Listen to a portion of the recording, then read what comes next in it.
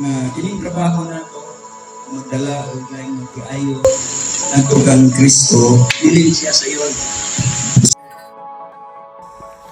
Sa dihang niapil kami sa Cobro Surprise, nagtuo ko nga nasabtan na nako unsang kahulugan sa pagserbisyo, ang paghatag sa akong oras, kusog o usa ka bahin sa akong kaugalingon alang sa mas dako nga katuyuan.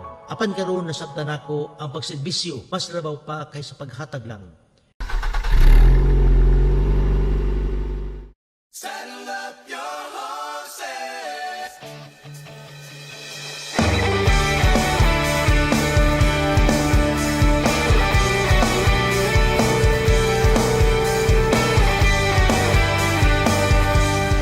At Ginoo na wala kami laing nga may pangitawag Lord God. That's why always ka naminaw sa mga pagampo. Always ka na nakadungog sa tanan mo gipangayo Lord God. But in you Lord, you are very merciful Ginoo.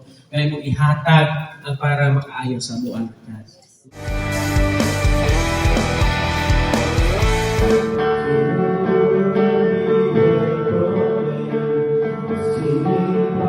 Katong mga wala sa ito na nag-feeling.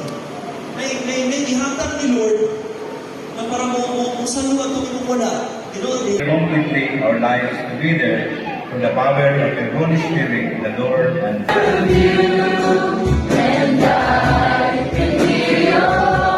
Children and training leaders. And third is, God intended the family to be the domestic church. Una itong buhaton as a youth na servisyo sa Ginoo. As a youth na Come on in your homes. All together we worship the Lord.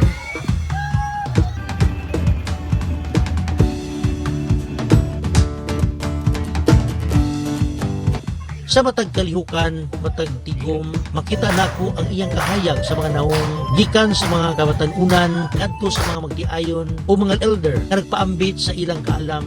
Lord, your love shines like the sun so bright, and your ways are high. Gipahinumduman ko nga ang gugma sa Ginoo nagpakita pinaagi sa matusadan nato. Ang pagserbisyo dili lang usa ka binuhatan, kini usa ka tawag nga magdala sa uban nga mas duol kaniya. Pagserbisyo nagdala kanako sa akong mga tuhod, nagpahinumdum kanako sa akong panginahanglan sa iyang grasya o nagpakita kanako nga pinaagi sa matag buhat nga puno sa kalumo ang iyang kahayag magatigbas sa kasing-kasing sa uban. Ang paghigugma sama ni Kristo uban sa abri ng mga kamot o usa ka mga pasalamatong kasing-kasing ug samtang naglakaw kami ni anang dalan nga magkahiusa simple ra ang akong pag-ampo. Ginoo, imo ang makita sa akong kinabuhi ang imong kahayag aron ang uban makakita kanimo pinaagi sa tanan namong ginabuhat ug sa tanan namong mga isig katawo.